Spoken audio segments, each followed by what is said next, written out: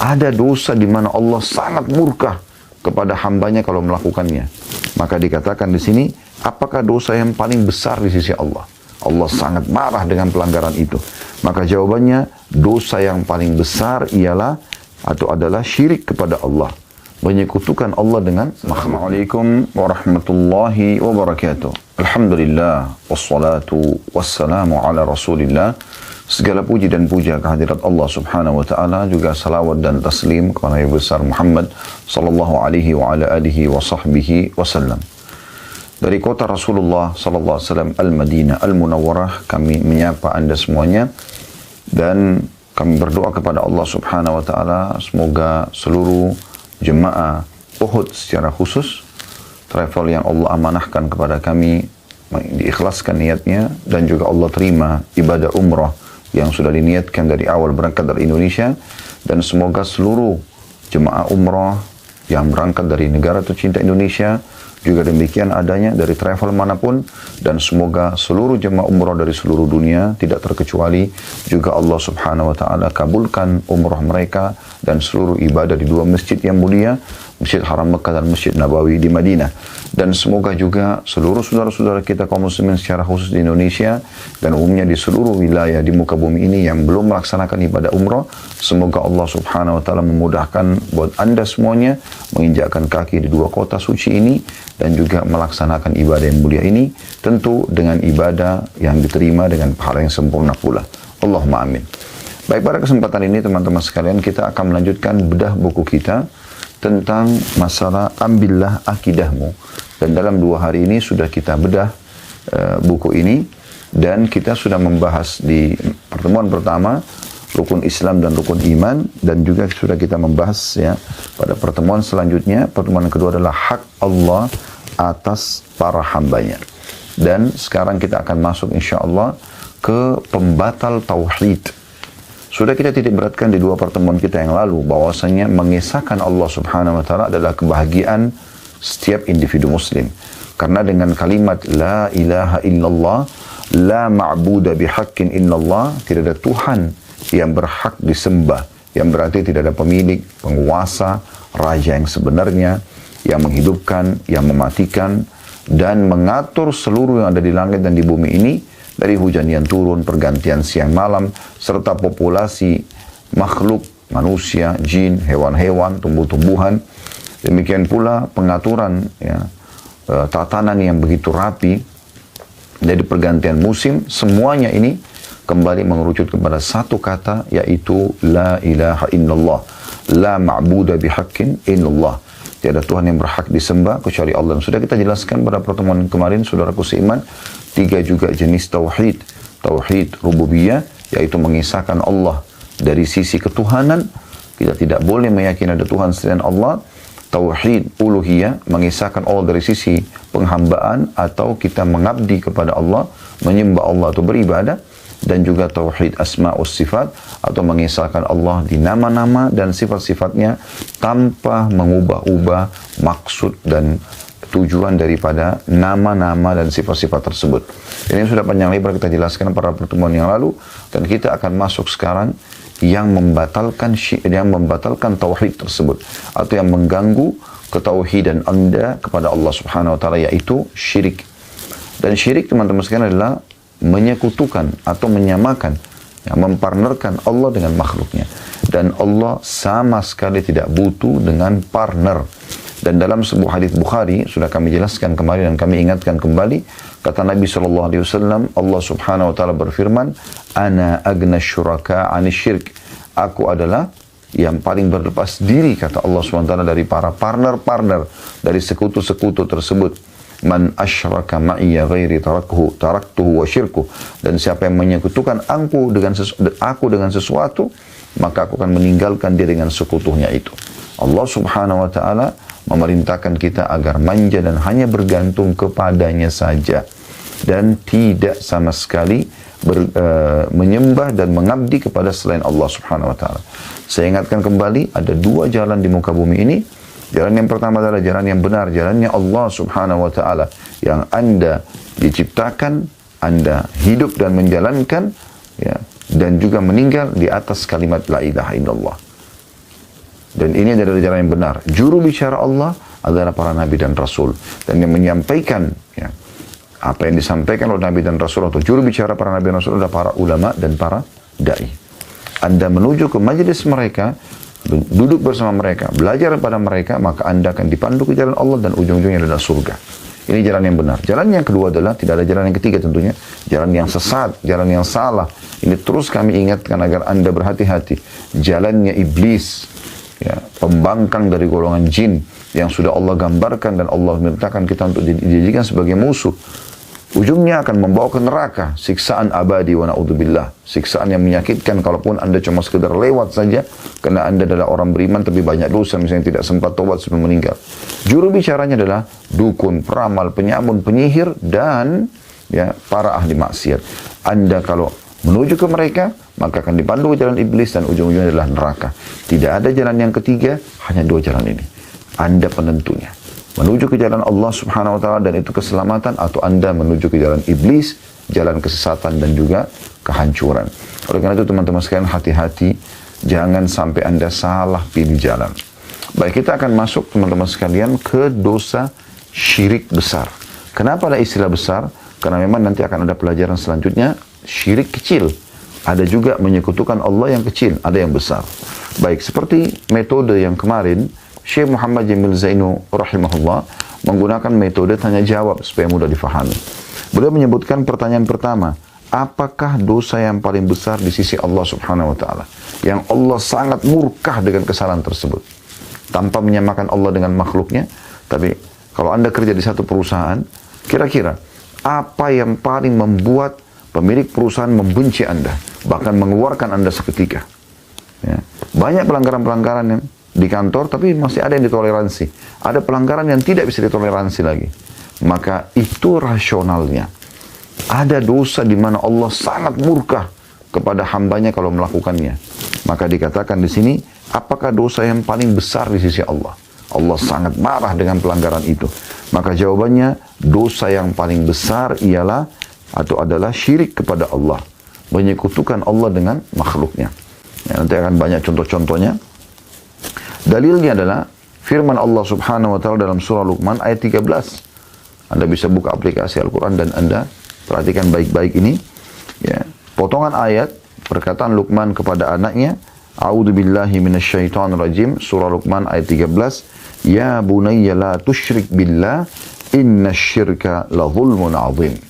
Hai anakku, jangan pernah kamu mempersekutukan Allah atau syirik. Karena sungguhnya mempersekutukan Allah adalah benar-benar kezaliman yang besar.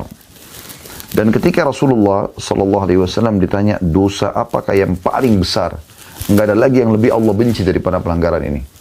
Nggak ada lagi hukuman yang paling berat kalau datang kepada pelakunya. Maka beliau SAW menjawab, antaj'ala lillahi niddan wa huwa khalaqak.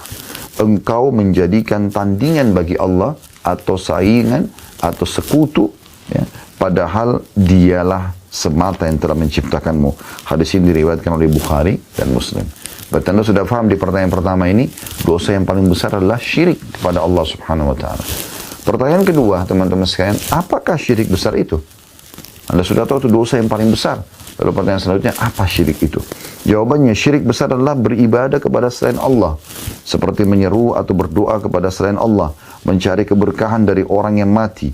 Atau meminta tolong kepada orang yang hidup tapi ia tidak hadir atau tidak mendengarkannya. Ya, sementara Allah subhanahu wa ta'ala berfirman di dalam surah An-Nisa ayat 36. A'udzu billahi minasyaitonir rajim. Wa'budullaha wa la tusyriku bihi syai'a. Beribadahlah kepada Allah dan janganlah kamu mempersekutukannya. N-nya besar kata ganti Allah dengan sesuatu apapun.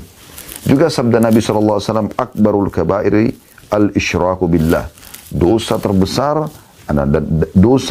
dari yang paling besar adalah berbuat syirik kepada Allah dalam hadis Bukhari dan Muslim.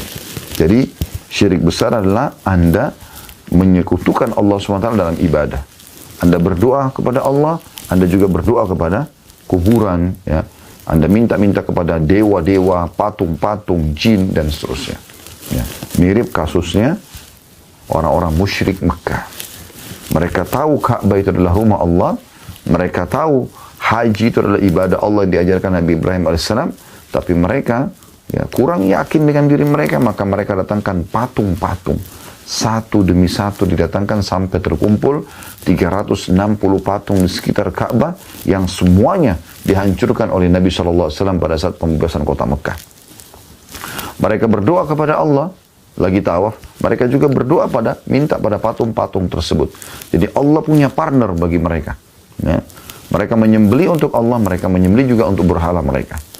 Kalau orang ya, tidak mempartnerkan Allah, maka itu masuk dalam sama, kekufuran juga ya. Misalnya dia jelas memungkiri Allah Subhanahu wa taala. Maka ini kufur ya. Kalau ini enggak, dia yakin Allah tapi dia ikutkan Allah dengan atau dia ikutkan makhluk bersama haknya Allah Subhanahu wa taala, dan Allah tidak butuh semua itu. Pertanyaan ketiga, apakah syirik itu ada di kalangan umat Islam saat ini? Maka jawaban beliau, ya ada. Dalilnya adalah firman Allah Ta'ala dalam surah Yusuf ayat 106. A'udzu billahi minasyaitonir rajim, wa ma yu'minu aktsaruhum billahi illa wa hum musyrikun. Dan sebagian besar dari mereka tidak beriman kepada Allah melainkan dalam keadaan mempersekutukan Allah dengan sesembahan-sesembahan yang lain. Allah bicara tentang umat ini. Mereka muslim tapi mereka melakukan syirik kepada Allah Subhanahu wa taala. Juga sabda Nabi SAW, la taqumus sa'atu hatta talhaka qabailu min ummati bil musyrikina wa hatta ya'budul awthan. Hari kiamat tidak akan tiba sampai beberapa suku di antara umatku bergabung dengan orang-orang musyrik dan hingga mereka menyembah berhala yang disembah oleh orang-orang musyrik tersebut. Hadis riwayat Tirmidzi. Ya. Sekian puluh tahun, ya. Bahkan kita bisa bahasakan sudah masuk ke ratusan tahun, Jazirah Arab aman dari syirik. Jazirah Arab aman dari syirik. Tapi di waktu kita sekarang, ya, seperti di Imarat sekarang, ada patung. Bahkan dibukakan secara resmi tempat penyembahan orang-orang Hindu, orang Buddha. Bahkan ada di antara sebagian pejabat yang tersebar di medsos, mereka pun Muslim tapi mereka lewat dan sebagai bentuk penghormatan terhadap agama orang lain, maka dia pun menghormati patung-patung tersebut. Subhanallah. Patung ini sudah ditegur oleh Allah SWT dalam banyak ayat Al-Quran. Melalui lisan Nabi Ibrahim AS. Ibrahim AS mengatakan, Rabbi innahunna adlalna kathiran minan nas. Ya Allah, sungguhnya patung-patung ini banyak sekali menyesatkan manusia. Patung itu, dia yang buat, dia yang pahat, manusia maksudnya. Dia yang bentuk matanya, hidungnya, mulutnya, semau dia, gitu. Gemuk kah, kurus kah, ya, jelek kah muka patung itu, ya. Kemudian dia yang warnai, dia yang pikul diletakkan di tempat yang dia ingin letakkan, dia yang berikan nama, kemudian dia pun panggil-panggil patung tersebut, mengatakan dan mengutuskan ini adalah dewa. Subhanallah. Apa yang patung itu lakukan? Bahkan kalau patung itu rusak, dia sendiri yang memperbaikinya. Perlu kita hubungkan di sini dengan kasus masuk Islamnya seorang sahabat namanya Amr bin Jamuh radhiyallahu anhu. Kalau Anda belum pernah dengar, maka dengarkan. Kalau sudah dengar, maka sebagai ya, kembali mereview, mengingatkan. Ya, karena ilmu itu makin diulang-ulang, makin bagus gitu. Amr bin Jamuh adalah seorang sahabat Nabi, salah satu syuhada yang terbunuh di medan perang bersama dengan besannya, ya, atau iparnya ya. Salah satu kalau bukan besan, dia ipar.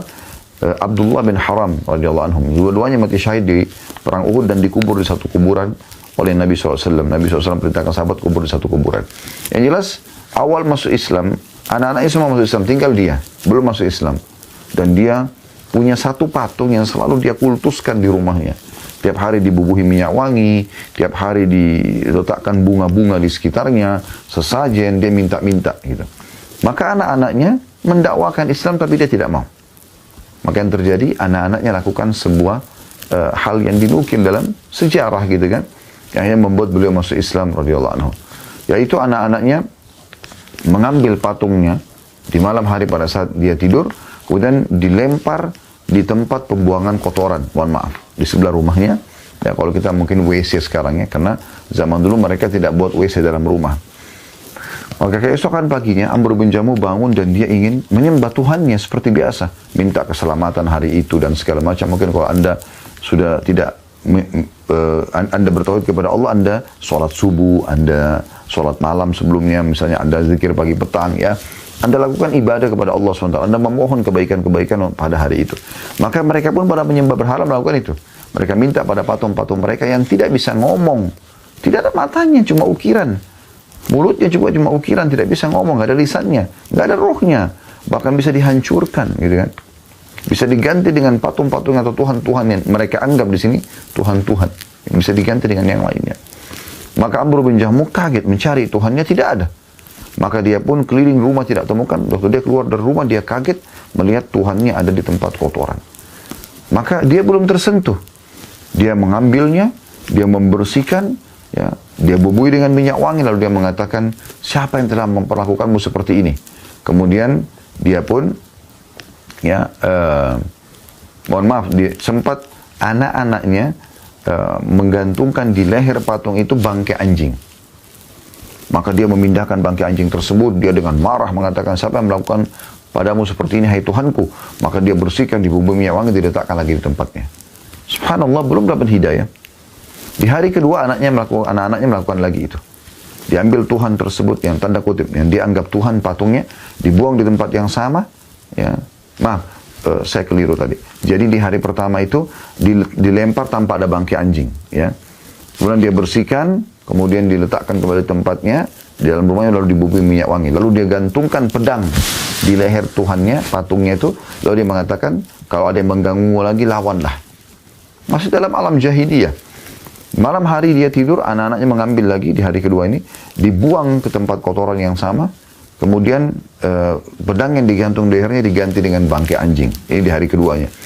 Maka keesokan paginya, dia pun bangun, dia mencari, tidak ada Tuhannya, dan dia temukan Tuhannya ada di tempat yang sama. Maka dia pun pada saat itu mendapatkan sinyal hidayah, dan dia menggunakan akal sehatnya, dia mengatakan, kalau seandainya kau adalah Tuhan, pasti kau akan bisa membela dirimu. Maka dia pun berbicara sama anak-anaknya, minta dipandu ke Islam, lalu dia syahadat. Kemudian dia masuk Islam atau syahadat di tangan baginda Nabi SAW, dan akhirnya terbunuh di tahun 2 atau tahun 3 Hijriah di perang Uhud radhiyallahu anhu. Jadi orang bisa menyadari sebenarnya kalau benda-benda ini benda mati, gitu kan. Yang paling banyak disembah adalah patung. Anda bisa lihat di depan rumah banyak orang, patung yang besar, pegang pentungan, pendek, gemuk, mukanya juga jelek, subhanallah. Entah apa maksudnya gitu. Mau dikatakan seni juga, nggak nyambung gitu. Seninya apa gitu. Kalau misalnya orang pohon ditata dengan rapi, buahnya indah, itu seni alami, gitu kan. Tapi patung, ukiran gitu, apanya di situ? Atau mungkin tembok dibuat dengan rapi, dicat dengan bagus gitu kan? Mungkin, ya. Ada ukiran-ukiran yang bukan manusia, bukan, ya, jin, bukan hewan. Mungkin orang bisa bilang bagus, seni. Tapi subhanallah, kadang-kadang orang diwas-was dengan syaitan dengan begitu mudah, akhirnya terjerumus dalam perbuatan seperti ini. Ya. Kemudian selanjutnya pertanyaan keempat, kata beliau, apa hukum berdoa kepada orang mati atau orang hidup yang tidak hadir? Ya. Jawabannya, berdoa kepada orang mati atau mereka yang tidak hadir adalah sebuah bentuk syirik besar. Dalilnya adalah firman Allah Subhanahu wa taala di dalam surah Yunus ayat 106 yang berbunyi, a'udzubillahi minasyaitonir rajim, wala tad'u min dunillahi ma la yanfa'uka wa la yadurruk fa in fa'alta fa innaka idzan minadh dhalimin. Dan jangan pernah kamu menyembah apa-apa yang tidak memberi manfaat dan tidak pula memberi mudarat kepadamu selain Allah. Patung-patung itu tidak ada manfaatnya sama sekali. Orang mati pun tidak bisa memberikan manfaat. Orang mati itu butuh pada kita yang masih hidup, saudara seiman. Bukan kita yang butuh pada mereka. Nabi SAW sudah ajarkan, kalau ke kuburan apa? Salam dan doakan mereka. Bukan kita minta pada mereka. Bukan kita minta pada mereka. Jadi Allah mengatakan, jangan kamu menyembah apa-apa yang tidak memberi manfaat. Gak bisa lagi mereka respon kita. Ya. Sedangkan hidup saja keterbatasan mereka ada dalam memberikan manfaat, apalagi kalau sudah meninggal gitu. Dan tidak pula memberikan mudarat kepadamu selain Allah. Tidak ada mudaratnya. Mereka tidak akan memberikan mudarat kepada kita. Sebab jika kamu berbuat demikian, maka sungguhnya kamu, kalau begitu, termasuk orang-orang yang zalim atau melakukan dosa yang besar. Dan Nabi SAW bersabda, man mata wa huwa yad'u min dunillahi niddan dakhala an-nar.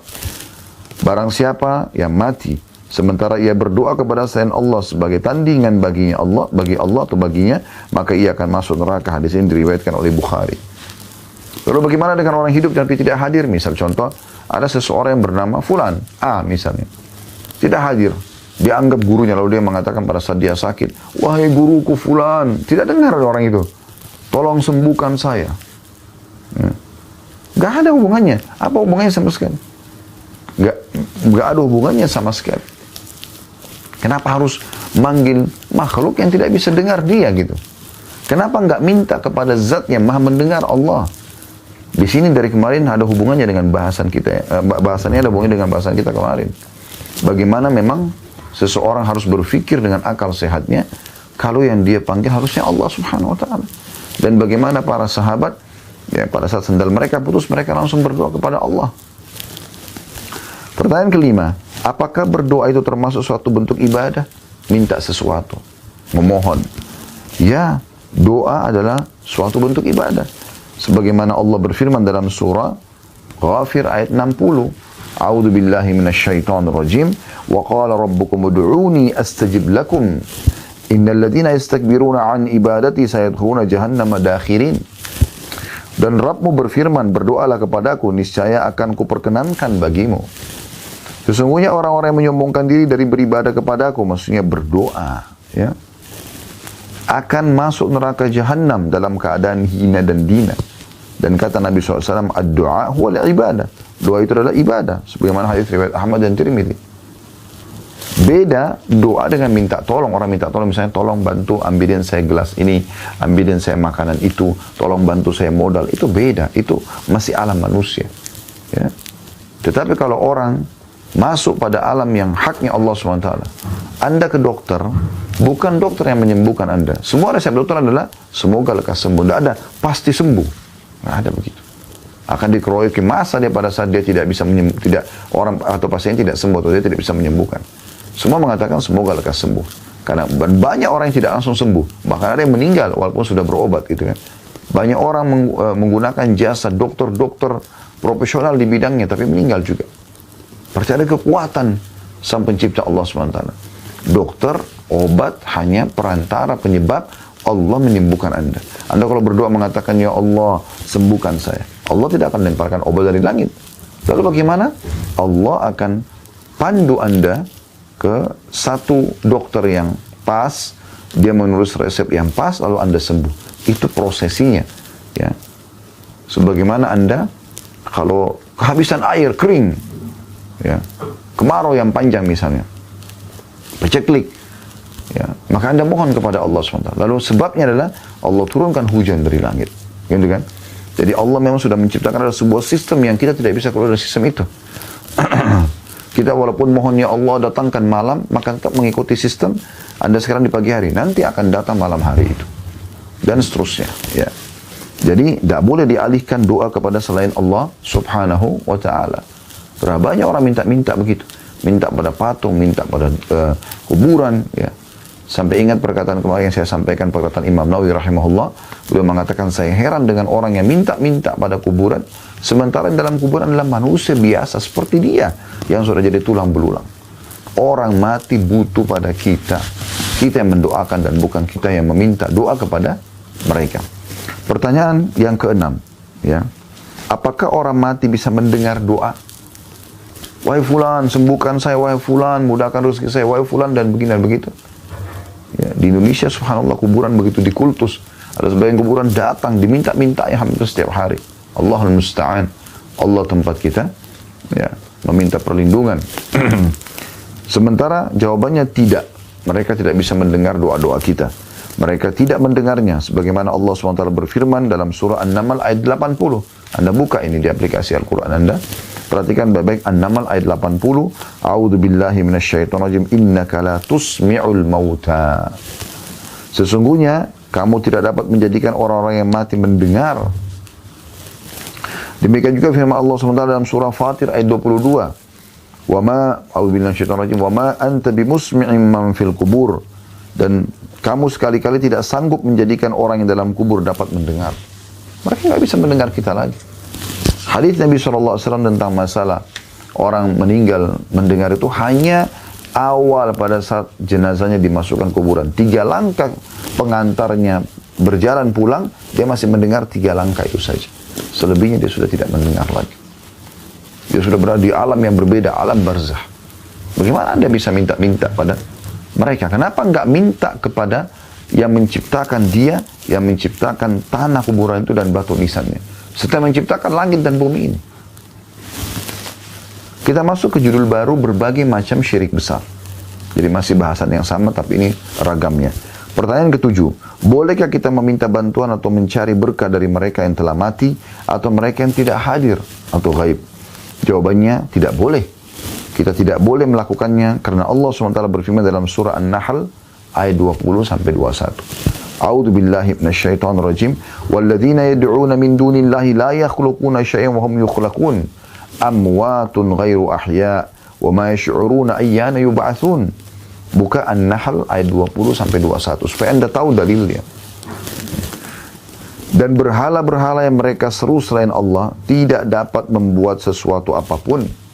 Maksud dalam istilah berhala di sini maksudnya semua yang mereka panggil selain Allah diistilahkan dengan berhala.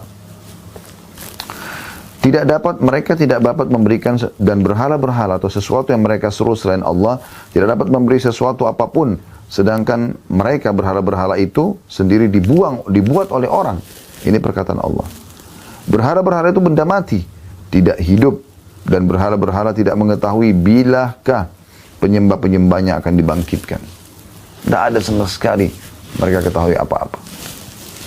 Allah Ta'ala juga berfirman dalam surah Al-Anfal ayat 9. Jadi kalau Anda mengatakan itu kan berhala-berhala Ustaz, itu terjemahannya ya. Tapi kalau kita baca secara letter-let Al-Qur'annya, walladzina yad'una min dunillah, dan semua yang mereka seru selain Allah. Ini sebenarnya terjemahan tepatnya. Walladzina yad'una min dunillah la yakhluquna syai'a. Yang mereka seru semuanya selain Allah, mereka tidak bisa menciptakan apapun. Wa hum yukhlaqun. Mereka sendiri sebenarnya diciptakan atau dibuat. Ya. Juga dalam firman Allah SWT dalam surah Al-Anfal ayat 9. Idh tastaghithuna rabbakum fastajaba lakum. Ingatlah ini tentang kisah Badr, perang Badr ya. Ketika kamu memohon pertolongan kepada Rabbmu, lalu diperkenankannya bagimu. Jadi Allah yang perkenankan, bukan orang mati. Belum pernah ada satu riwayat pun teman-teman sekalian, Nabi SAW mengatakan kepada para sahabat, ini loh kuburannya Nabi Yunus, ini loh kuburannya Nabi Shu'aib, ini loh kuburannya Nabi Musa, pergilah ke sana, ambillah tanahnya, taruhlah air, ambillah keberkahan, mintalah pada mereka karena mereka Nabi-Nabi Allah. Belum pernah. Coba Anda cari satu riwayat pun, Anda tidak akan temukan. Lalu kenapa sekarang banyak orang yang sengaja mau mencari kuburan-kuburan Nabi-Nabi itu? Subhanallah, kami pernah ke Palestina dan mayoritas yang mereka anggap kuburan Nabi ini ada di sana. Ya, dinisbatkan di sana. Nabi Sulaiman, Nabi Daud, Nabi Yunus, ya. Dan itu ternyata subhanallah mereka istilahkan dengan maqam. Itu cuma prasasti, bukan kuburan. Saya tanya sendiri para penjaga tempat-tempat itu. Ya. Apakah ini memang ada kuburannya? Ada jenazah dalamnya? Ada kita masjid Nabi Yunus, makam Nabi Yunus, banyak bus-bus datang ke sana. Pada saat saya tanya, mereka bilang tidak, nggak ada. Ini cuma prasasti saja. Lalu untuk apa dibuat gitu? Dibuat rekayasa kuburan tersebut dengan ukuran yang besar, dengan batu nisan yang besar, dengan kain yang warna hijau dengan tulisan berbagai macam. Ya. Dan pada saat dibuka orang dibiarkan minta-minta. Sudah jelas kebohongan ini. Ya. Bagaimana bisa gitu? Ya. Sampai kami di Uhud Tour pun buat program, kalau kami umrah plus Aqsa, kami tidak lagi mendatangi makam-makam itu. Di awal dulu pernah mendatangi untuk saya cari tahu dulu. Setelah itu sudah tidak ada lagi. Karena memang orang Palestina sendiri, penduduk setempat pun mengatakan ini tidak ada jenazahnya di dalam. Ini cuma prasasti, gitu. Dan Nabi Muhammad SAW sendiri tidak pernah memerintahkan satu kali pun. Sampai pernah beliau waktu ditanya tentang kuburan Nabi Musa, beliau cuma mengatakan di dekat Masjid Aqsa, ya ukuran lemparan batu.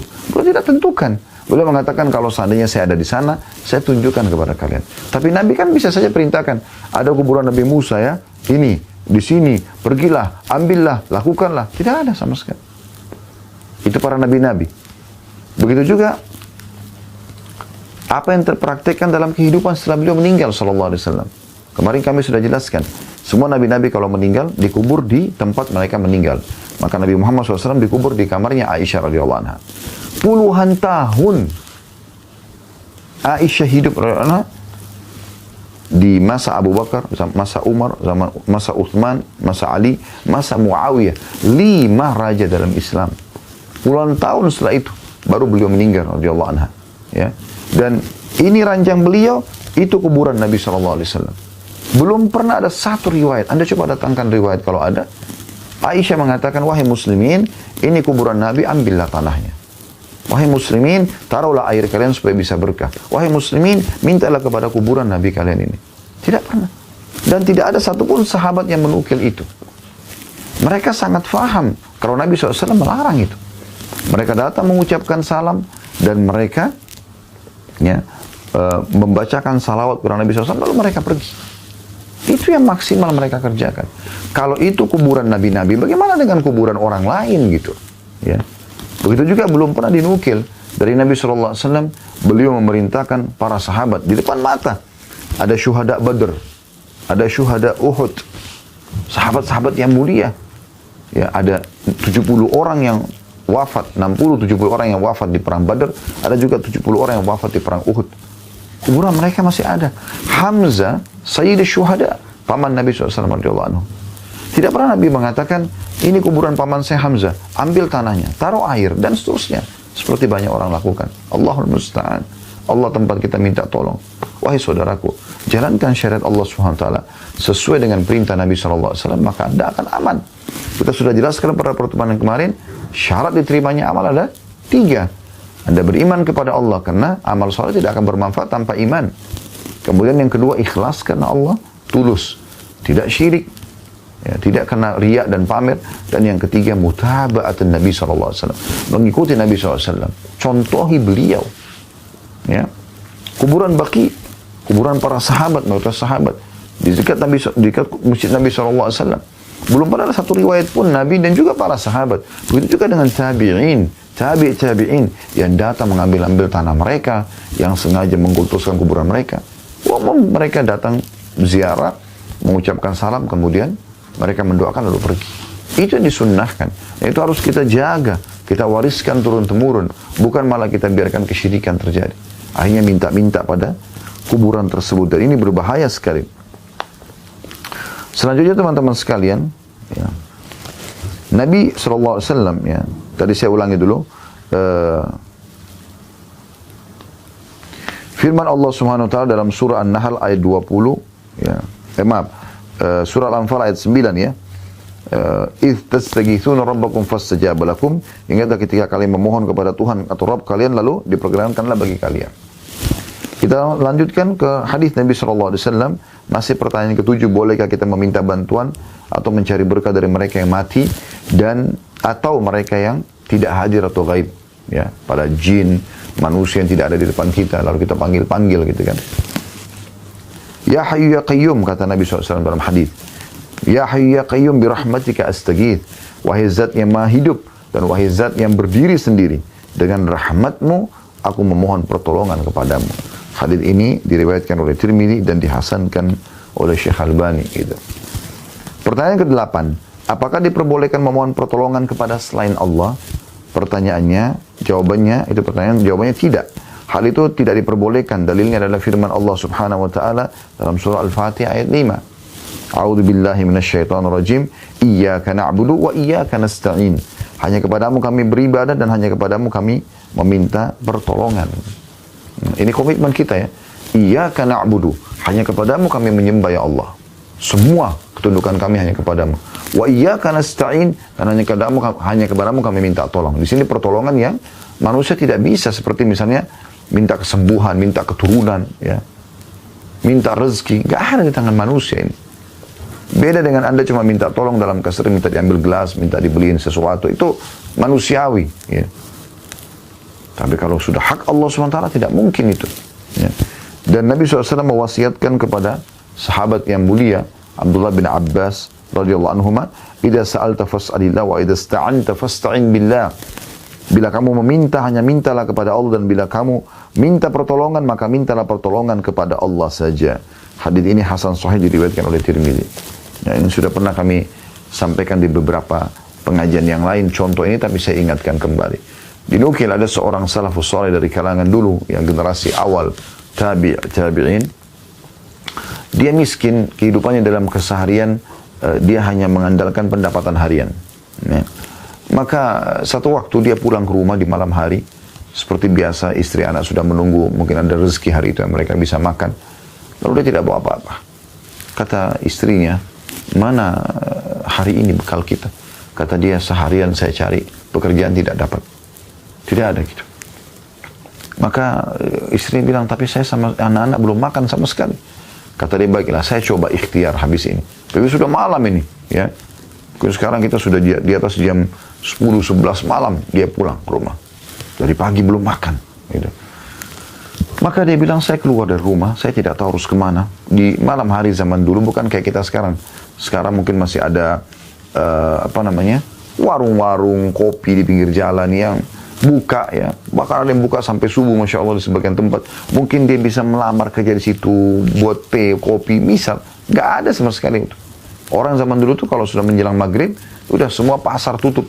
Ya, karena gelap. Mereka cuma andalin obor di zaman itu. Ringkas cerita dia keluar, dia sudah tidak tahu harus kemana. Dia lihat ada masjid dekat rumahnya, dia ke masjid tersebut. Lalu kemudian dia wudu, dia sholat. Dia mohon kepada Allah subhanahu wa ta'ala agar diberikan rezeki. Dia kembali kepada Allah. Subhanallah, di malam itu, raja penguasa wilayah itu gelisah. Nggak bisa tidur. Dia sempat tidur sejenak, mimpi tentang kematian, tentang alam barzah, tentang neraka. Dia ketakutan. Lalu dia kaget bangun, lalu dia segera mengambil beberapa kantong harta dia, dinar emas, untuk dia sedekahkan. Lalu dia bilang, pada malam ini ya Allah, aku akan sedekah menebus dosa-dosaku yang lalu. Tolong mudahkan aku untuk bersedekah. Dan sebagai bentuk kepatuhan padamu, aku akan keluar tanpa pengawal. Dan juga ya, aku akan biarkan tali kekangan kuda ini jalan.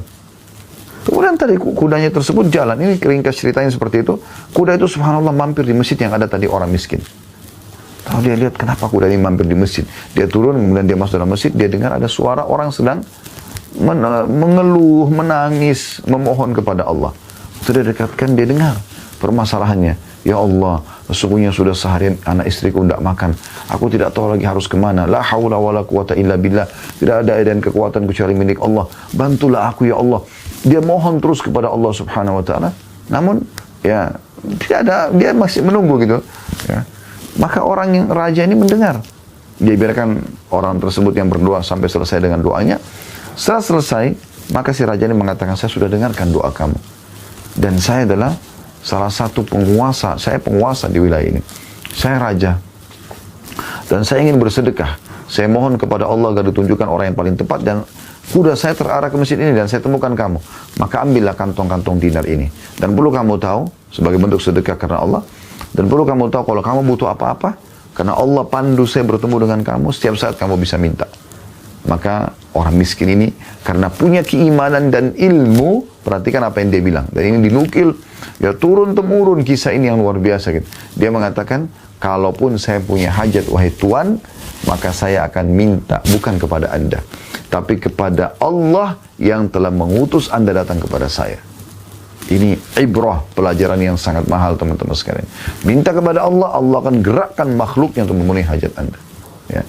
Tapi kalau Anda minta pada makhluk, Allah akan biarkan Anda dengan makhluk tersebut. Jadi makanya sebelum ke dokter, mohon dulu kepada Allah. Agar Allah berikan kesembuhan. Nanti Allah mudahkan dokter tersebut cocok buat Anda dalam memeriksa, diagnosa penyakit Anda.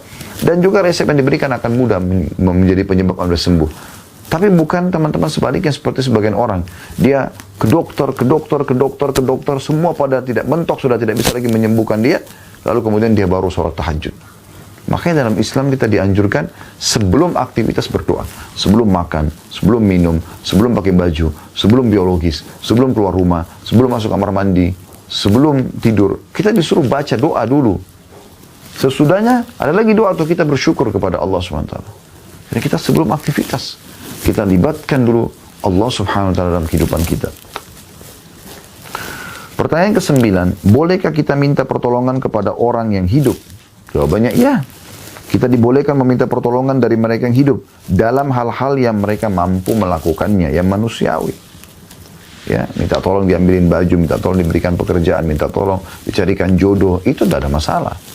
Sesuai dengan firman Allah SWT dalam surah Al-Maidah ayat 2, A'udzu billahi minasyaitonir rajim, potongan ayat ini ya, wa ta'awanu 'alal birri wat taqwa. Saling dukung-mendukung, saling tolong-menolonglah dalam mengerjakan kebajikan dan ketakwaan. Juga Nabi SAW bersabda, Wallahu fi auni al-'abdi ma kana al-'abdu fi auni akhi. Allah senantiasa menolong seorang hamba selama hamba tersebut menolong saudaranya, dalam hadis riwayat Muslim. Tapi ingat, ini pada hal-hal yang umum Allah izinkan. Tapi kalau sudah hak Allah, sembuhkan penyakit, minta rezeki, minta keturunan, ya, ini tidak boleh kepada makhluk, hanya minta kepada Allah Subhanahu wa taala. Tadi juga tidak boleh selain minta panggil-panggil orang mati, Anda juga minta jemput nama orang tidak ada di tempat Anda. Ya. Ada sebut-sebut panggil. Ini semua tidak dibolehkan. Pertanyaan ke-10, apakah diperbolehkan bernazar kepada selain Allah? Anda sudah tahu nazar ya. Kalau sembuh penyakit saya akan puasa 3 hari misalnya. Apakah boleh bernazar kepada selain Allah? Jawabannya tidak boleh. Kalau itu tidak diperbolehkan. Allah SWT berfirman dalam surah Al-Imran ayat 35. A'udzu billahi minasyaitonir rajim, potongan ayat, Rabbi inni nadartu laka ma fi batni muharrara. Ya Rabbku, sungguhnya aku menazarkan kepada engkau anak yang ada dalam kandunganku agar menjadi hamba yang soleh dan berkhidmat di Baitul Maqdis. Ini doanya ibunya Maryam alaihissalam. Waktu dia hamil, Maryam, dia berdoa agar anak di perutnya ini, ya, Allah Subhanahu wa taala jadikan sebagai orang yang soleh dan berkhidmat kepada Baitul Maqdis, ya. Juga Nabi SAW bersabda, Man nadhara an yuti'a Allah falyuti'hu, wa man nadhara an ya'si fala ya'si. Barang siapa yang bernadar ingin mentaati Allah, kalau saya sembuh sama puasa 3 hari misalnya, ya. Atau kalau anak saya berhasil lulus, diterima kerja atau kuliah, maka saya akan bersedekah sekian misalnya. Maka itu ia harus mentaatinya. Kalau Allah SWT penuhi, maka dia harus menjalankan. Dan barang siapa yang bernazar untuk bermaksiat kepada Allah, ya, kalau saya sukses dia berhasil, saya akan habisin 2 botol khamar misalnya, atau saya akan berzina dengan sekian perempuan. Dia bernazar seperti itu, maka jangan dia bermaksiat kepada Allah. Jangan dia lakukan nazar tersebut. Hadis ini diriwayatkan oleh Bukhari.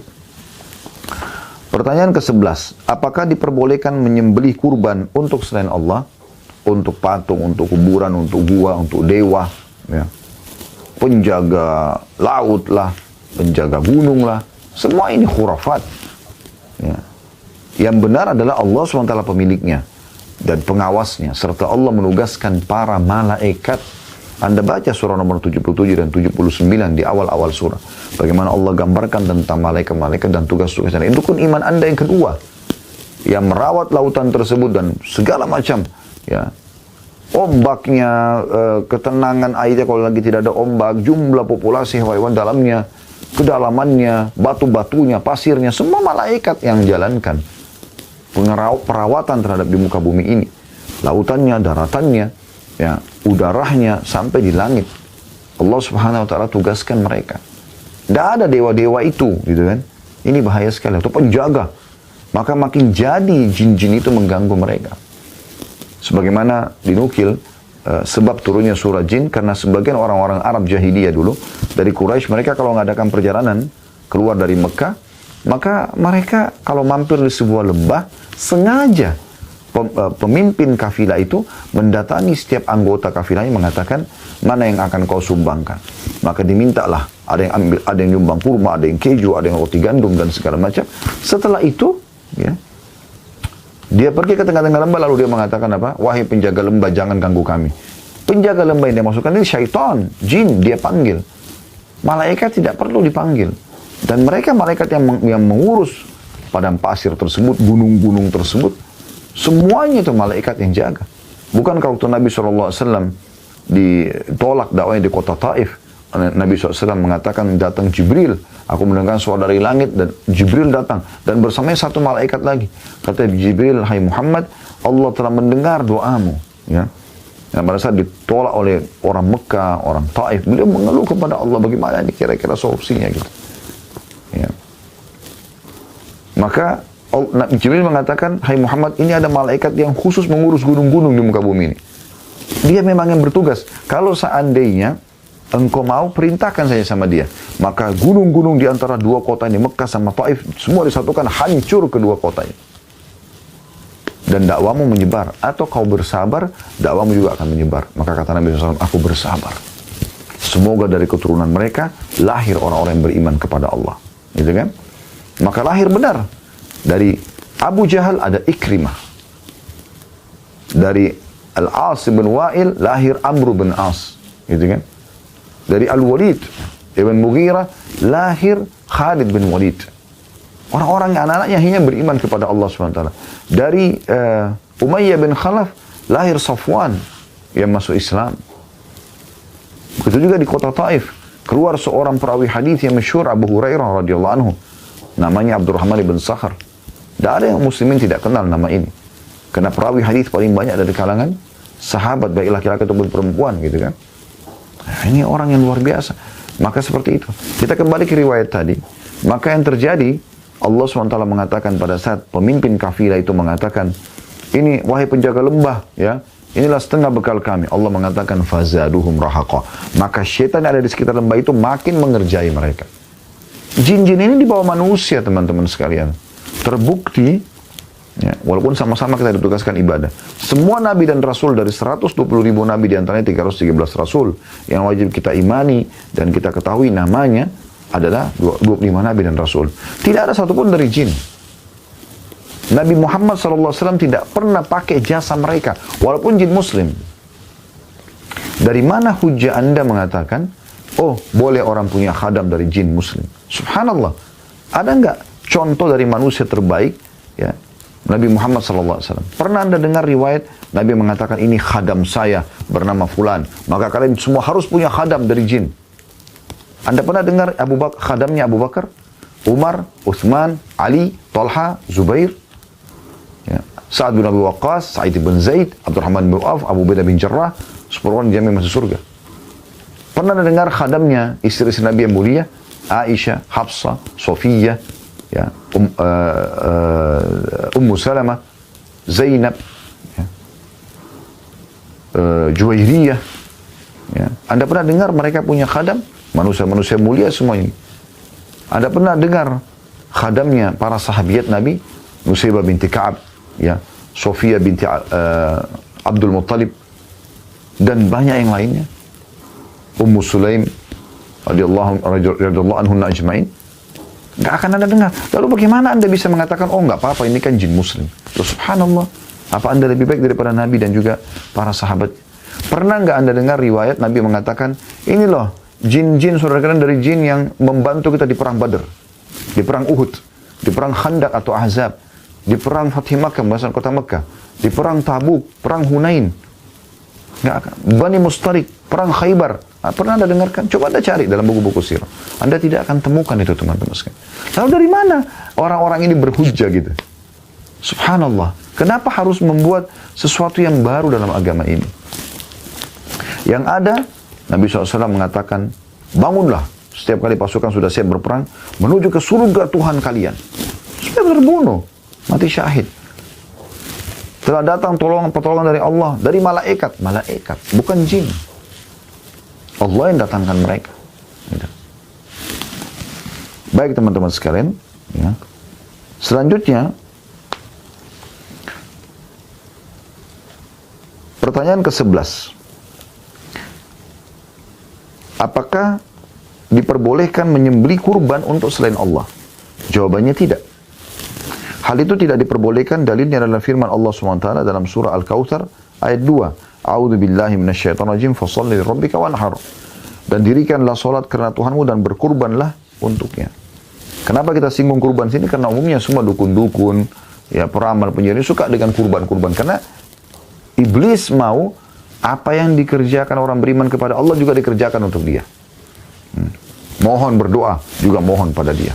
Menyembelih untuk Allah, kita ada Idul Adha, ada Akikah, menyembelih juga untuk iblis. Dia nggak makan dagingnya. Yang penting orang berbuat syirik, partnerkan Allah dengan dia, gitu. Ya, sehingga akhirnya orang banyak menyembelih ayam lah, ya, kelinci lah, kambing lah, sapi lah, ya, lalu dibuang di tempat-tempat yang gelap, lereng-lereng gunung, yang penting syirik kepada Allah. Subhanallah. Allah mengatakan itu tidak boleh. Dan juga kata Nabi SAW dalam hadis riwayat Muslim, wa la'ana Allah man dzabaha li ghairillah. Dan Allah melaknat orang yang menyembelih kurban untuk selain Allah. Pertanyaan ke-12, bolehkah kita tawaf atau mengelilingi kuburan untuk pendekatan diri? Seperti kita tawaf di Ka'bah? Jawabannya tidak. Kita tidak boleh tawaf kecuali mengelilingi Ka'bah saja. Satu-satunya tempat untuk tawaf keliling hanya Ka'bah. Allah berfirman, wal yattawafu bil baitil atiq. Dalam surah Al-Hajj ayat 29. Hendaklah mereka melakukan tawaf di keliling rumah yang tua atau Baitullah, Ka'bah. Tempat lain enggak boleh. Dan juga sabda Nabi SAW, man tafa bil baiti sab'an wa shalla raka'ataini kana ka'idki raqabah. Barang siapa yang bertawaf di Baitullah, Ka'bah 7 kali dan sholat 2 rakaat, maka seolah-olah dia membebaskan seorang hamba sahaya. Hadis ini hadis sahih diriwayatkan oleh Ibnu Majah. Pertanyaan ke-13, apa hukum mempelajari sihir? Kenapa sihir dibahas di sini secara khusus teman-teman sekalian? Karena memang sihir ini berhubungan sekali dengan masalah syirik tadi. Yang merusak tauhid Anda kepada Allah Subhanahu wa taala. Ya. Ingat, dukun-dukun, peramal, penyamun, penyihir, juru bicaranya iblis. Mereka tidak sama sekali berhubungan dengan Allah Subhanahu wa taala. Jawabannya sihir adalah kekufuran. Sebagaimana Allah berfirman dalam surah Al-Baqarah ayat 102. A'udzu billahi minasyaitonir rajim. Potongan ayat, walakinna syayatina kafaru yu'allimuna an-nasa as-sihra. Syaitan-syaitan yang kafir mengerjakan sihir, mereka mengajarkan sihir kepada manusia. Jadi yang mengerjakan sihir kafir kepada Allah SWT. Juga sabda Nabi SAW, ijtanibus sab'al mubiqat. Jauhilah 7 dosa yang membinasakan. 2 dosa yang pertama dari 7 ini adalah asyirku billah, syirik kepada Allah yang sedang kita bahas ini. Dan datang setelahnya was-sihar, dan sihir. Sihir. Teman-teman sekalian, kalau Anda mau membuat istri Anda, suami Anda suka sama Anda, atasan Anda suka dengan Anda, bukan dengan sihir, bukan dengan sihir, tapi dengan cara manusiawi, tidak usah lintas alam. Saya kalau senyum dengan istri saya, ramah, mulut saya santun, tatapan mata saya syahdu, jaman tangan saya ramah, ya. Saya juga royal memberikan apa yang Allah amanahkan, harta misalnya, kebutuhan semampu saya. Ya. Maka istri saya akan suka sama saya. Anda sebagai istri, alam Anda manusia adalah Anda senyum, Anda tatapan mata syahdu, Anda penuhi kebutuhannya, layani biologisnya, dan depan dia, hibur dia, penuhi kebutuhannya karena Allah. Dia akan suka sama Anda. Anda masak masakan yang dia suka misalnya, dia akan suka sama Anda. Jadi nggak perlu bawa foto pasangan ke dukun, nggak perlu. Lintas alam, minta bantuan jin untuk membuat pasangan suka. Kenapa ini? Ini syirik kepada Allah SWT, nggak boleh. Ya. Dosa besar. Kenapa harus lintas alam? Nabi SAW sudah ingatkan, siapa yang mendatangi dukun, peramal, penyamun, penyihir, bertanya, belum percaya, tidak diterima sholatnya 40 hari. Ke belakang loh ya, yang sudah kita kerjakan 40 hari. Bukan yang akan Anda kerjakan. Hadis yang lain, siapa yang mendatangi dukun, peramal, penyamun, penyihir, bertanya dan percaya, maka dia telah kufur kepada apa yang diturunkan kepada Muhammad SAW. Tak boleh sama sekali. Pernah ada dengar riwayat Nabi pergi ke dukun minta-minta? Kan beliau suri taruhan kita. Pernahkah Anda dapat nukilan bahwasanya ada sahabat yang jadi dukun? Atau pergi ke dukun? Yang ada justru dari surat Umar bin Khattab radhiyallahu anhu 1 tahun sebelum beliau meninggal, ya, kepada gubernur-gubernur wilayah yang berkuasa di wilayah beliau, di antaranya Bajala bin Abdah rahimahullah, seorang ulama tabi'in, mengatakan telah datang suratnya Umar bin Khattab setahun sebelum beliau meninggal, ya, setahun atau 3 tahun ya, saya lupa di sini, tapi setahun ya kurang lebih, agar kami membunuh semua dukun-dukun, dan kami membunuh setelah surat itu datang 5 dukun, dihukum mati. Karena Nabi SAW bilang, haddus sahiru darbatun bisayf. Hukuman para penyihir dipenggal lehernya, karena mereka buat kerusakan. Anda ke dukun, tempatnya remang-remang gelap dan segala macam, minta syarat ini, syarat itu. Kalau Anda datang kepada syaratnya aneh-aneh, darah hewan lah, foto lah, pakaian bekas lah, inilah, itulah, untuk apa semua ini? Tidak boleh. Ya. Nabi Musa alaihissalam diperintahkan oleh Allah SWT untuk menghancurkan dan melawan mereka. Kenapa Anda justru datang kepada mereka? Kalau Anda datang kepada ulama, pada kiai yang benar-benar kembali kepada Al-Quran dan Sunnah, Anda akan dipandu. Tobatlah kepada Allah. Salat taubat bisa, istighfar kepada Allah. Mulai sekarang beramal saleh, tinggalkan dosa-dosa. Selesai. Sederhana kok agama itu. Sederhana. Jangan dibuat rumit. Rumitnya ini karena orang banyak membuat-buat yang sebenarnya tidak pernah ada. Tidak pernah ada. Ya. Dan uniknya, dukun-dukun ini subhanallah, di tempat yang mayoritas muslim, mereka berpenampilan seperti orang muslim. Pakai kopiah, bahkan agamanya Islam. Tapi dukun, subhanallah. Sama sekali tidak dibenarkan ini. Sikap seperti ini. Salah dalam Islam. Ya. Kemudian pertanyaan ke-14. Bolehkah kita mempercayai pernyataan dari A'raf? Ya. A'raf adalah orang yang mengaku memiliki pengetahuan tentang gaib. Dipanggillah, meramal inilah, meramal itulah. Ya. Dan subhanallah, kembali kepada kasus yang mirip lagi. Mereka jual lagi buhul-buhul. Boneka kecil, telur, ya, yang bahasanya ini diulirkan di badan bisa ada ini dan itu. Yang tidak masuk akal, akhi dan ukhti. Telur, goreng, enak dimakan. Kenapa harus dilakukan seperti ini? Jangan keluar dari alur pikiran yang normal gitu. Ini bahaya sekali.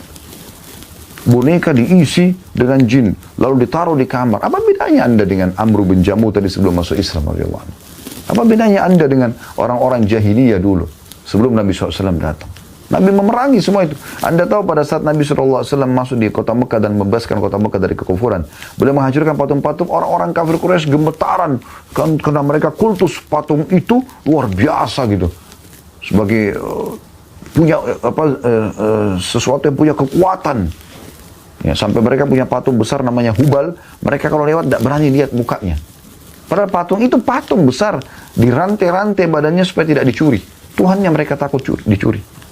Nabi SAW datang dengan mukjizat Allah SWT, tongkat beliau begitu menyentuh patung hancur. Menyentuh patung hancur. Beliau tidak hancurin dengan tongkatnya, cuma disentuh hancur. Dan beliau biarkan semua hancur, 359 tinggal yang satu Hubal yang paling besar. Nabi SAW kemudian mendekati patung Hubal, dan orang Mekah semua membelalak matanya pada saat itu. Karena ini Tuhan mereka yang paling besar, yang mereka paling takuti. Yang dirantai seluruh tubuhnya. Besar sekali. Untuk menghancurkannya luar biasa. Nah, mungkin kalau zaman sekarang pun harus pakai ya alat-alat berat. Tapi Nabi SAW memegang tongkat beliau sebagai mukjizat dari Allah SWT, mencolok mata Hubal sambil membaca firman Allah SWT, wa qul ja'al haqq wa zahaqal batil innal batila kana zahuqa. Katakanlah kebenaran telah datang dan kebatilan kalah gitu. Dan sungguhnya kebatilan itu pasti akan hilang. Maka Hubal jatuh hancur menjadi beberapa kepingan.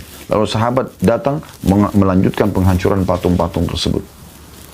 Setelah itu bersih Mekah dari patung. Dan sampai hari ini, dan sampai menjelang hari kiamat, tidak akan pernah insya Allah kembali patung-patung tersebut. Kenapa Anda sekarang pergi ke dukun-dukun tersebut, lalu kemudian beli boneka dari dia, sekian harganya, atau patung kecil, atau apalah gitu.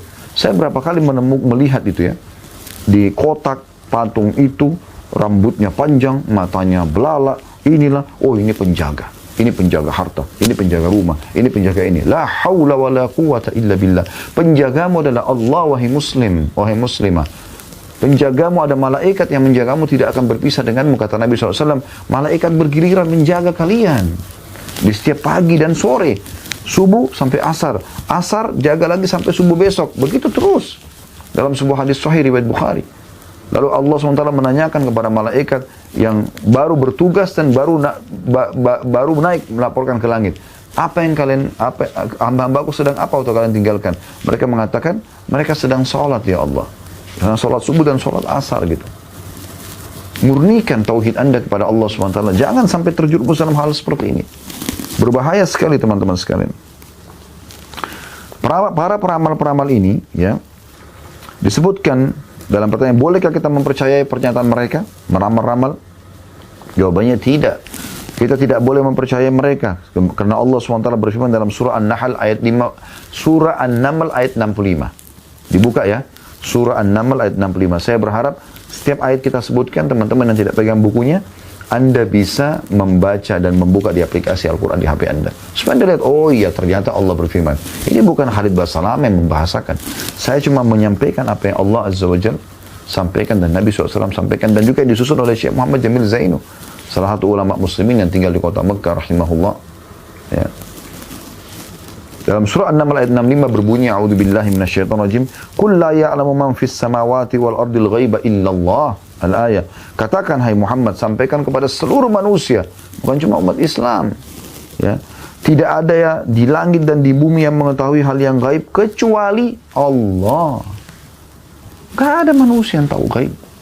Dan itu yang dijadikan barang dagangannya para jin dan syaitan ini. Gaib, bisikin yang gaib, bisikin yang gaib. Ya, seakan-akan dia tahu yang tidak ditahu oleh manusia umumnya. Juga sabda Nabi SAW, "Man ata 'arrafan aw kahinan fasaddaqa bima yaqul faqad kafara bima unzila ala Muhammad." Barang siapa yang mengunjungi seorang araf, ya. Di sini orang yang mengaku-ngaku tahu yang gaib atau peramal, dukun. Ya. Araf ini bisa juga peramal atau dukun, tukang sihir, dan percaya pada apa yang dikatakannya, maka dia telah kafir kepada apa yang diturunkan kepada Muhammad SAW. Maksudnya Al-Quran. Hadis ini sahih diriwayatkan oleh Imam Ahmad. Nabi SAW bilang itu. Kalau pergi dukun berarti kafir kepada apa yang saya bawa. Artinya apa? Jangan pergi ke sana.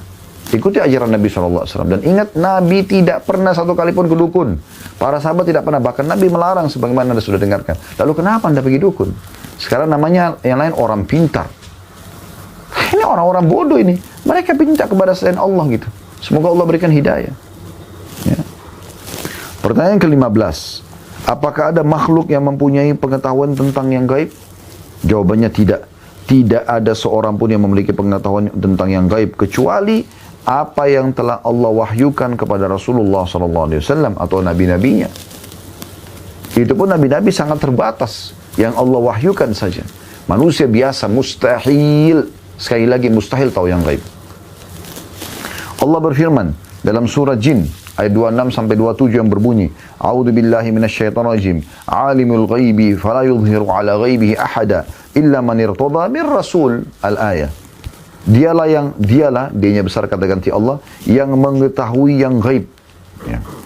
Maka dia Allah tidak memperlihatkan kepada seorang pun tentang hal gaib itu, kecuali kepada Rasul yang diridhoinya.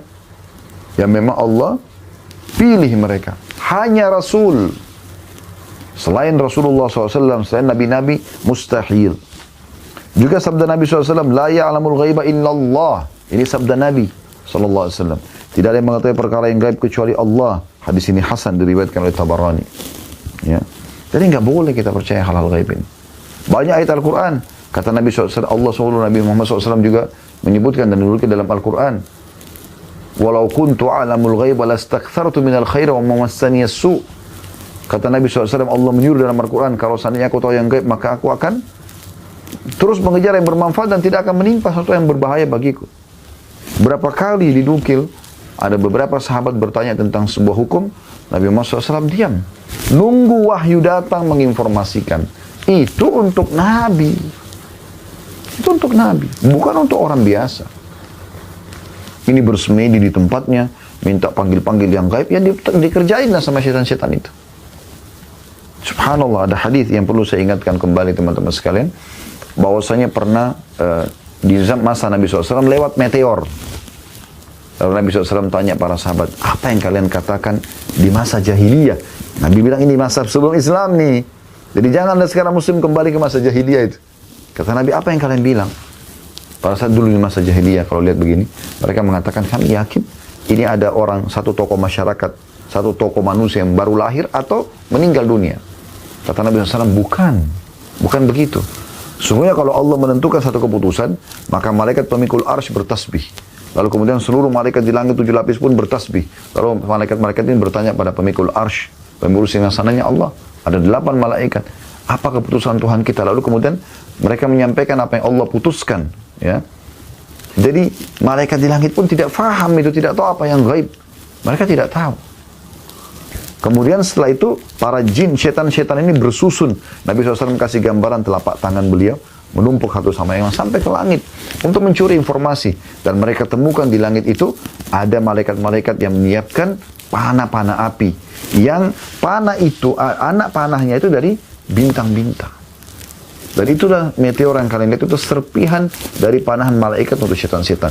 Banyak di antara mereka yang terbakar. Ada juga yang di antara mereka sempat lolos, lalu membisikkan ke teman-teman mereka dari para dukun dan peramal, penyihir ini. Ya. Dan ketahuilah kata Nabi SAW, mereka membebuhi dengan 100 kedustaan. Apapun yang tepat, hujan di sana misalnya, ada si fulan mati, itu kena informasi dari langit. Bukan karena mereka tahu yang gaib.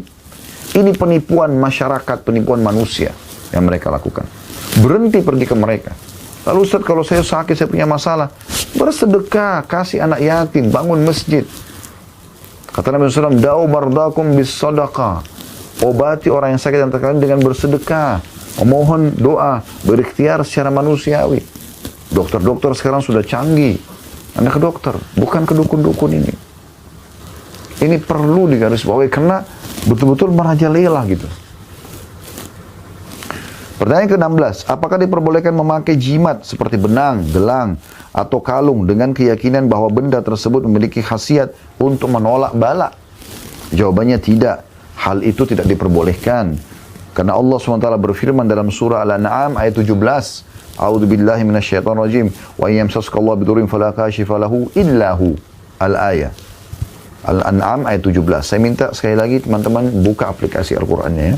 Dan jika Allah menimpakan suatu kemudaratan kepadamu, maka tidak ada yang dapat menghilangkannya melainkan Dia sendiri. Hanya Allah, mohon kepada Allah saja. Dan juga sabda Nabi SAW, ama innaha la taziduka illa wahnan, imbidha anka, fa innaka law mitta wa hiya alayka ma aflahta abada. Jadi ini perkataan Nabi SAW kepada seorang sahabat yang sempat pakai gelang kuningan gitu. Waktu Nabi tanya untuk apa, dia mengatakan untuk tolak bala ya Rasulullah. Ya, penyakit dan segala macam. Kata Nabi SAW, jimat itu tidak akan menambahkan kepadamu kecuali kelemahan. Ya. Buang semua itu, jangan pakai apapun di badanmu. Susuklah apalah, berhenti semua itu. Nggak perlu. Allah sudah ciptakan Anda sempurna, nggak perlu semua itu. Jangan ditipu dengan para dukun-dukun ini. Jimat itu tidak akan menambah kepadamu kecuali kelemahan. Jauhkan ia darimu. Sahabat ini disuruh buang gelang itu. Karena jika engkau mati sementara engkau masih memakainya, maka engkau tidak akan pernah beruntung selamanya. Artinya engkau akan dihukum sama Allah dengan itu. Juga ada hadis Nabi SAW, man 'allaka tamimatan faqad asyrak. Siapa yang menempelkan atau memasang jimat, maka dia telah syirik kepada Allah. Apakah itu bentuk kertas-kertas, kerang-kerang, kalung, gelang, apalah segala macam ini. Gak ada, bersihkan rumah Anda, bersihkan diri Anda dari semua itu.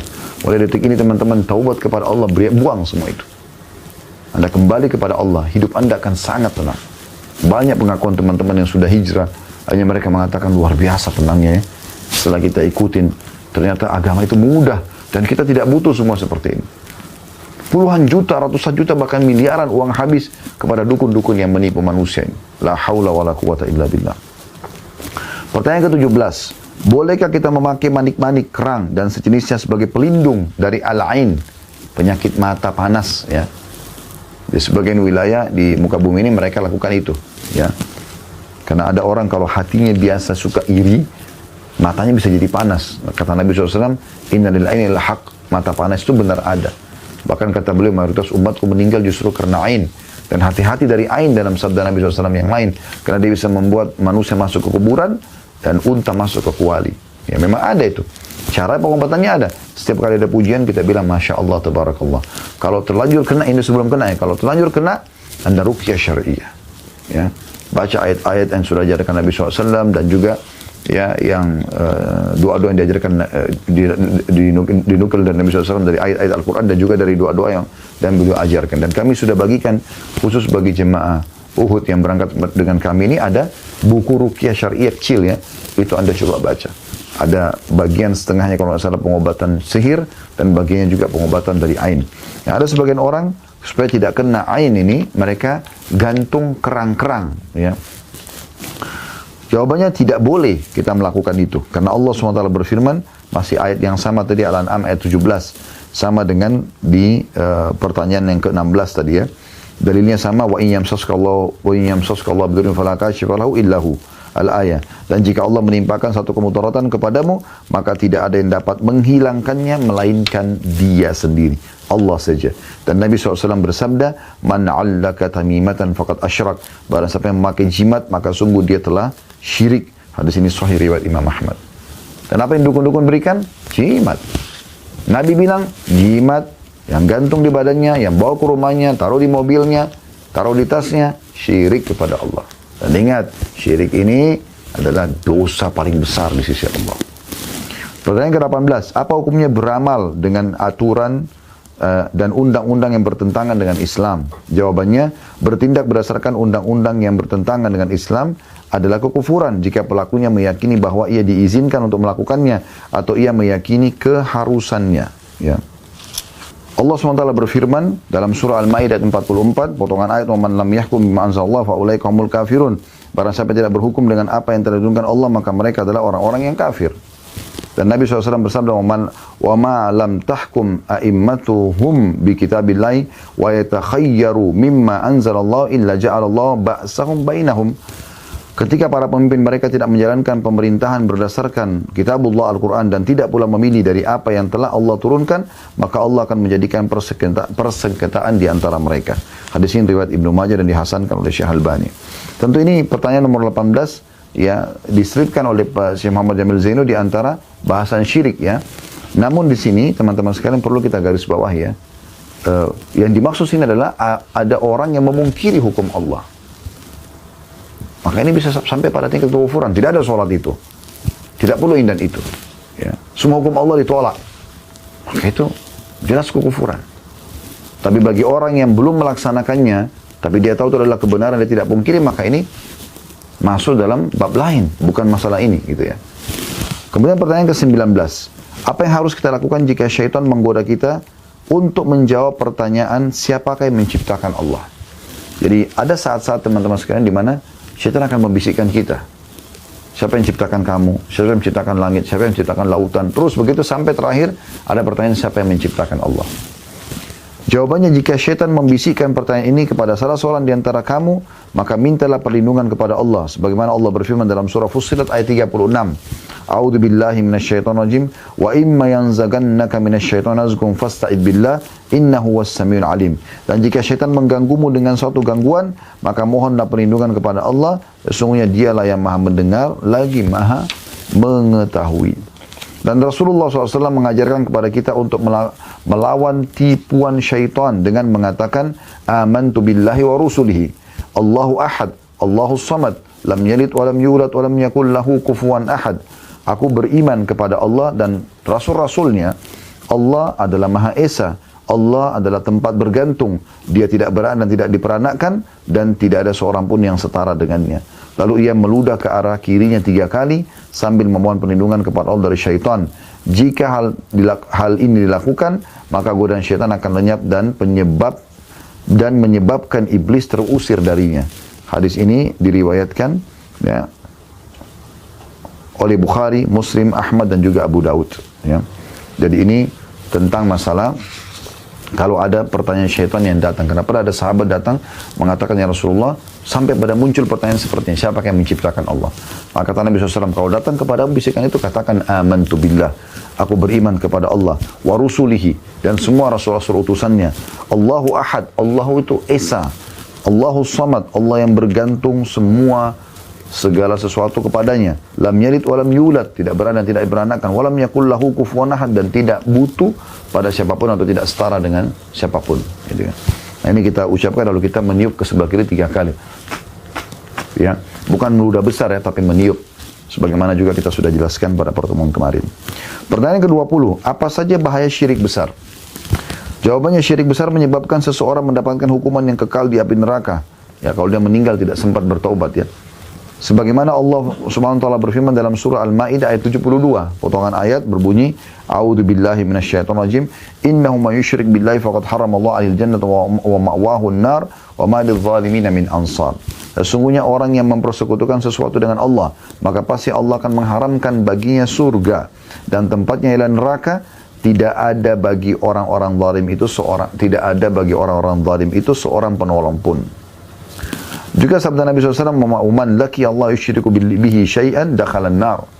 Barang siapa yang meninggal dunia bertemu dengan Allah sementara ia menyekutukan Allah dengan sesuatu, maka ia akan masuk neraka. Hadis riwayat Imam Muslim. Pertanyaan terakhir, pertanyaan ke-21 teman-teman sekalian adalah, apakah amalan perbuatan orang yang melakukan syirik bermanfaat baginya? Maka misalnya dia sholat tapi dia juga syirik. Nah, dia juga jadi dukun misalnya tadi. Dia juga menyembelih kepada selain Allah SWT. Apakah amal-amal solehnya semua bermanfaat? Maka jawabannya tidak. Amal perbuatannya tidak bermanfaat baginya sebagaimana Allah SWT berfirman dalam surah Al-An'am ayat 88. Buka ini teman-teman sekalian. Al-An'am ayat 88. Potongan ayatnya, A'udzu billahi minasyaitonir rajim, walau asyraku lahabita anhum ma kanu ya'malun. Seandainya mereka mempersekutukan Allah, niscaya lenyaplah dari mereka amalan yang telah mereka kerjakan. Juga dari sabda Nabi SAW, kalau Allah tabaraka wa ta'ala, ana agna syurakai ani syirk, man amila amalan asyraka fihi ma'i ghairi, taraktuhu wa syirku. Allah yang maha berkah dan maha tinggi telah berfirman, aku paling tidak membutuhkan sekutu-sekutu. Barang siapa yang melakukan suatu perbuatan di mana ia menyekutukanku pada perbuatan itu, maka aku akan meninggalkan dia dengan sekutunya. Hadis ini diriwayatkan oleh Imam Muslim. Ya. Dan dari sini teman-teman sekalian, alhamdulillah syirik besar ini sudah selesai kita bahas. Ya. Saya melihat ini syirik kecil. Setelahnya juga ada bahasan cuma pendek ya. Maka saya akan sekalian bacakan syirik kecil. Ya, dan insya Allah besok atau kesempatan lain kita akan masuk ke judul baru tentang masalah tawasul dan minta syafaat atau pembelaan. Ya. Baik, saya akan masuk teman-teman sekalian, mungkin cuma satu lembar ya, timbal balik atau setengah-setengah lembar kiri kanan, sebagaimana Anda pegang bukunya bisa lihat. Syirik kecil, syirik yang kedua. Ya. Ada pertanyaannya yang pertama, apakah syirik kecil itu? Jawabannya syirik kecil adalah riya. Dan riya artinya melakukan perbuatan baik untuk dilihat oleh orang lain, bukan karena Allah. Allah Ta'ala berfirman ya, dalam surah Al-Kahfi ayat 10, A'udzu billahi minasyaitonir rajim, potongan ayat, "Faman kana yarju liqa'a rabbi falyamal amalan shalihan wa la yusyrik bi ibadati rabbi ahada." Barang siapa yang mengharapkan perjumpaan dengan Rabb-nya, nanti di akhirat ketemu Allah dan masuk surga, maka hendaklah ia mengerjakan amal soleh dan janganlah ia mempersekutukan seorang pun dalam beribadat kepada Tuhannya. Jangan dia partnerkan Allah dengan makhluknya. Tapi di sini maksudnya dia sholat, tapi dia memperindah untuk makhluk. Dia sedekah untuk dipuji oleh makhluk. Itu yang dimaksud dengan syirik kecil. Dan Nabi SAW bersabda, Inna akhwafa ma akhafu alaikum syirkul asghar. Sesungguhnya hal yang paling aku khawatirkan dari kalian adalah syirik kecil. Maksudnya riya. Hadis ini sahih diriwayatkan oleh Imam Ahmad. Termasuk bentuk syirik kecil adalah perbuatan seseorang atau perkataan seorang mengatakan kalau bukan karena Allah dan si fulan. Ya. Misalnya dia selamat nih, tidak jadi ditabrak. Karena ada orang yang sempat tarik dia mengatakan kalau bukan karena Allah dan si fulan, maka saya sudah mati misalnya. Ya. Atau perkataan seseorang mengatakan kalau bukan kehendak Allah dan kehendakmu. Kalau bukan kehendak Allah dan kehendakmu, ini tidak boleh. Seperti dia partnerkan Allah gitu. Tapi kalau orang mengatakan, Alhamdulillah, Allah telah mudahkan si fulan ya, membantu saya. Jadi Allah yang memudahkan dia. Maka itu tidak ada masalah. Nabi SAW mengatakan, La taqulu masya Allah wa sya'a fulan, walakin qulu masya Allah thumma sya'a fulan. Jangan kalian katakan sebagaimana kehendak Allah dan sebagaimana kehendak si fulan. Tapi katakanlah sebagaimana kehendak Allah, ya, kemudian kehendak si fulan. Jadi dengan menggunakan bahasa kemudian tidak ada masalah. Tapi kalau seakan-akan kalau bukan kehendak Allah dan kita tahu maksudnya mempartnerkan maksud tersebut, ini yang tidak boleh masuk dalam syirik kecil di sini. Pertanyaan kedua, bolehkah bersumpah dengan selain Allah? Jawabannya tidak diperbolehkan bersumpah dengan selain Allah. Karena Allah SWT berfirman di potongan ayat dalam surat Taghabun ayat 7, Qul bala wa rabbi la tub'atsun. Katakan tidak demikian demi Rabbku, kamu benar-benar akan dibangkitkan. Ya. Juga sabda Nabi SAW, Man halafa bi ghairillahi faqad asyrak. Siapa yang bersumpah kepada selain Allah, maka dia telah melakukan kesyirikan. Ya. Jadi kita boleh sumpah hanya menggunakan nama Allah SWT. Ya. Dan beliau juga SAW bersabda, Man kana halifan falyahlif billahi aw liyasmut. Kata Nabi SAW, barang siapa yang bersumpah, hendaklah bersumpah demi Allah atau diam saja. Hadis ini diriwayatkan oleh Imam Bukhari dan juga Muslim. Ya. Ini hadis yang luar biasa ya, yang melarang kita untuk tidak boleh bersumpah atas nama selain Allah Subhanahu wa taala. Nah, ini banyak di beberapa negara-negara Timur Tengah ya, seperti di Mesir biasa mereka mengatakan wan nabi, demi nabi gitu. Harusnya kan mereka mengatakan wallahi ya, dengan atas nama Allah gitu ya. Allahu a'lam. Ini bahasan kita insyaallah. Kita akan lanjutkan pertemuan akan datang.